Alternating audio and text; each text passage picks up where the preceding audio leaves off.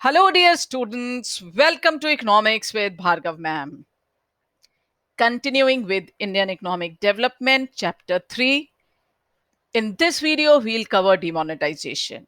Demonetisation का कुछ भी आपके एनसीईआरटी में नहीं दिया हुआ है, इसलिए ये वीडियो बहुत इंपॉर्टेंट है क्योंकि डिमोनेटाइजेशन आपके कोर्स में है. सैम्पल पेपर 2019 में इसका क्वेश्चन था. जितना भी कंटेंट इस वीडियो में डाला है, that is according to your CBSE. तो आपको ये वीडियो बहुत ध्यान से सुनना चाहिए. इसके अंदर दिए हुए जितनी भी नॉलेज है वो आपको सीबीएसई के क्वेश्चंस करने में हेल्प करेगी. सो भाई, डिमोनेटाइजेशन होता क्या है? डिमोनेटाइजेशन का मतलब होता है कि जिस भी नोट को डिमोनेटाइज करा गया है वो इनवैलिड हो गया है. इसका मतलब ये हुआ कि अगर 500 और 1000 रुपए के नोट को डिमोनेटाइज करा गया है तो अब वो यूज के नहीं रहे हैं. They are not having legal tender any more. अब भाई इसका क्या मतलब है? इसका मतलब सिंपल ये है कि जो भी करेंसी गवर्नमेंट चाहती है कि वो अब यूज में ना हो, तो एक तरीका होता है उसको ना यूज में रखने का, डिमोनेटाइज कर दिया. जैसे कि 8 नवंबर 2016 को हमारे प्रधानमंत्री जी ने रात को 8 बजे ये अनाउंस करा था कि 500 और 1000 रुपए के नोट अब इनवैलिड हो गए हैं. They are no longer legal tender money. इसका मतलब ये हुआ कि उन्होंने ये अनाउंस कर दिया था कि रात 12 बजे 8 नवंबर 2016 के बाद से आप 500 और 1000 रुपए के नोट को किसी भी ट्रांजैक्शन के लिए यूज नहीं कर सकते हो.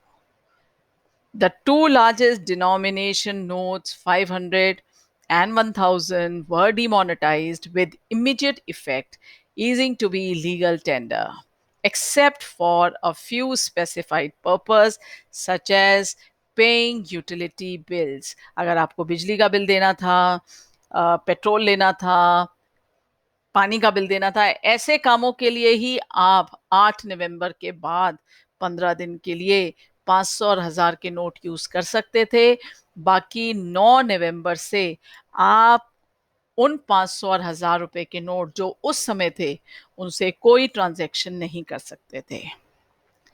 The Government of India made an announcement on November 8, 2016 with profound implication for Indian economy.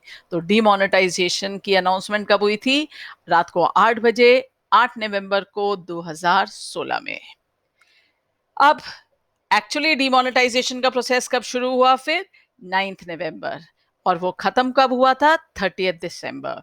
यानी कि 9 नवंबर 2016 से डिमोनेटाइजेशन एक्चुअल आया था, अनाउंसमेंट 8 को हुई थी, और जो इसका एंड हुआ था नोट एक्सेप्टेंस का वो था 30 दिसंबर को. इस बीच में हमारे जो 500 रुपए के नोट थे और जो 1000 रुपए के नोट थे उनको डिमोनेटाइज कर दिया गया था. 500 रुपए के नोट को रिप्लेस कर दिया गया था, लेकिन 1000 रुपए के नोट को बैन कर दिया गया था और उसकी जगह 2000 रुपए का नोट आ गया था. अब इस सब का इफेक्ट ये हुआ डिमोनेटाइजेशन का कि जो 80% करेंसी थी हमारी, यानी कि अगर इकोनॉमी में 100 रुपए थे तो 80 रुपीज उसके अंदर इनवैलिड हो गए. यानी कि 80% जो करेंसी थी वो 500 और 1000 रुपए के नोट में थी. तो जैसे ही ये करेंसी इनवैलिड हुई तो भाई लोगों को तो बहुत तकलीफ हो गई. वाई? बिकॉज लोगों के पास जितना भी पैसा था अब उसको रिप्लेस करवाना था. और रिप्लेस के लिए क्या हुआ? बैंकों के आगे लंबी लंबी लाइन होने लग गई. बहुत सारे लोग इस लाइन में तबीयत भी खराब हुई, लेकिन finally this process was finished by 30th December 2016. The people of India had to deposit the invalid currency in the banks. वो जो 500 और 1000 के नोट थे पहले वाले वो सब बैंक में डिपॉजिट कराने थे, which came along with restriction placed on cash withdrawal. तो उस समय वो जो 500 के नए नोट और 1000 के नए नोट थे वो बहुत ज्यादा प्रिंटेड नहीं थे.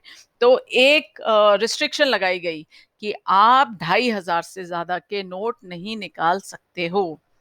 और थोड़े दिनों में ऑफ कोर्स इसको 4000 रुपए कर दिया गया था. और इसी तरीके से आप 4000 या 2500 से ज्यादा के रुपए जाके बैंक में डिपॉजिट करा के उसको बदल नहीं सकते थे। तो लिमिट वॉज फर्स्ट 2500 रुपीज तक आप बदल सकते हो या डिपॉजिट करा सकते हो, और उसके बाद वो 4000 रुपये कर दिए गए थे 15 दिन बाद। अब इतनी तकलीफ हुई लोगों को, इतनी लोग जाके लंबी लंबी लाइनों में खड़े हुए, सो ऑन सो फोर्थ। इसके पीछे एम क्या था? इसके पीछे एम था करप्शन को कम करना। कैसे भाई? भाई आप किसी को ब्राइब करते हो, किसी को अंडर टेबल पेमेंट करते हो, आप उसको 2 4 10 रुपए में नहीं करते हो ना, आप उसको 500 और 1000 रुपए में करते हो। तो ऐसा माना जा रहा था कि अगर हम डिमोनेटाइज करेंगे तो ये करप्शन कम हो जाएगी, क्योंकि लोगों के पास 500 और 1000 रुपए के नोट कम हो जाएंगे।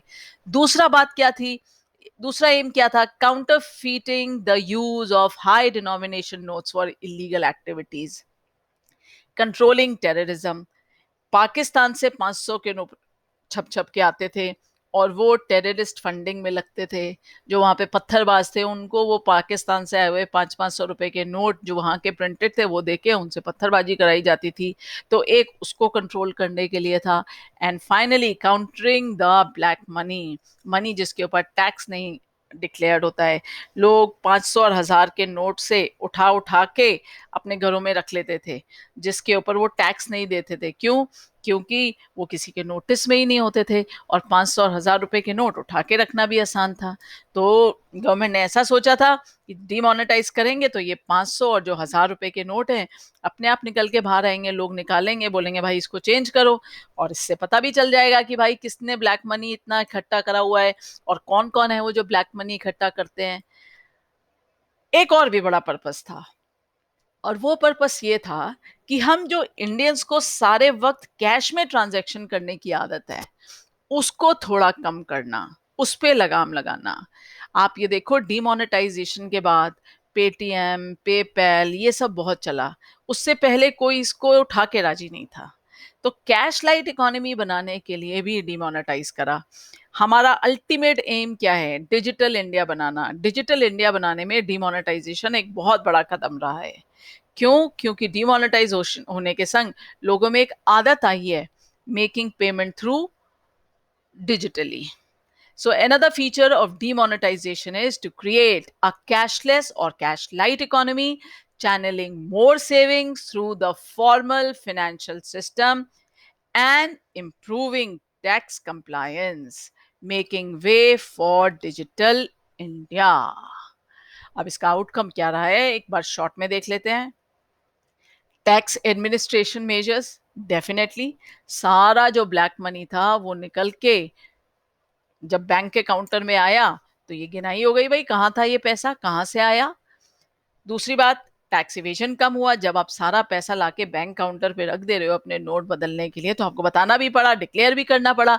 इससे टैक्स इवेजन कम हुआ, क्योंकि जैसे ही आपका पैसा बैंक में आया उसके ऊपर टैक्स लगा।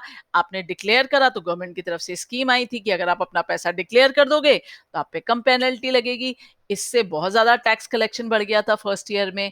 उसके बाद इंक्रीज सेविंग हो गई। पहले आपके पास पैसा हुआ करता था तो लोग जाते थे गोल्ड खरीद लेते थे, प्रॉपर्टी में लगा देते थे।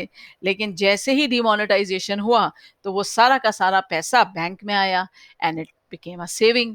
Cash light economy, digitalization of economy हुई, बैंक डिपॉजिट्स इंक्रीज हो गए। जो पैरेलल इकोनॉमी है, यानी कि टैक्स जिस पैसे पे नहीं दिया होता है, ब्लैक मनी बहुत ज्यादा था इकोनॉमी में, उसके ऊपर एक चेक आया। टैक्स इवेडर्स कौन कौन है वो आइडेंटिफाई हुए। जो रियल एस्टेट है उसके रेट डिक्रीज हो गए। क्यों? क्योंकि लोगों ने तो उसको एक तरीके का इन्वेस्टमेंट तरीका बना लिया था। और फिर प्राइवेट वेल्थ डिक्रीज हो गई। कैसे? लोगों ने जो पैसा था लोगों के पास जो कन्वर्ट नहीं हो पाया था उसको लोगों ने डिक्लेयर नहीं करा था। तो जब डिक्लेयर नहीं करा तो वो फिर लोगों ने डिस्ट्रॉय करा। इस तरीके से उनका पैसा जो प्राइवेट वेल्थ है वो कम हो गई। So I hope all this is clear to you. और अगर आपको नहीं समझ में आया है तो उसको 2 3 बार देखिए, because this can be very helpful to you for your board exams. So happy learning.